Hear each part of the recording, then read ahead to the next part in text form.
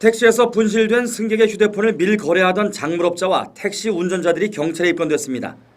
습득한 휴대폰은 직접 소유주와 연락을 취하거나 가까운 경찰서, 우체국, 통신회사 등에 맡겨 주인을 찾아주어야 하지만 돈 몇 푼 욕심으로 장물업자에게 넘긴 것인데 결국 이들 모두 사법 처리를 면하기 어렵게 됐습니다.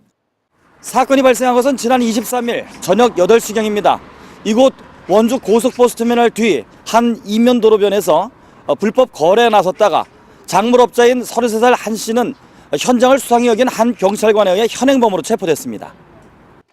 경찰은 검거된 33살 한모 씨에게 작물 취득 혐의를 적용해 구속영장을 신청했으며 습득한 휴대폰을 4만 원을 받고 불법 판매한 52살 권모 씨 등 2명의 택시 운전자에 대해서는 점유물 이탈 횡령과 작물 알선 등의 혐의를 적용해 불구속 입건했습니다.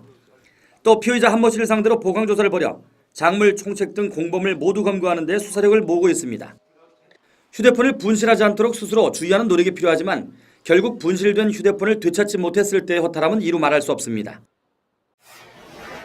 주머니에 전화가 없는 거예요.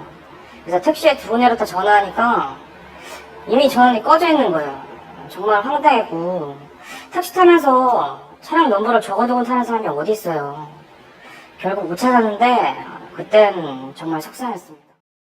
휴대폰을 마음대로 집어가는 경우는 명백한 불법 행위로 점유 이탈물 횡령죄가 적용돼 1년 이하 징역 또는 300만 원 이하의 벌금형이나 과태료에 처해지며 장소에 따라서는 절도죄까지도 성립될 수 있습니다.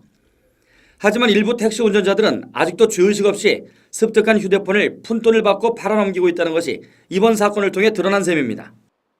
이거 가끔씩 손님들이 두고 내리잖아요. 가끔 있죠.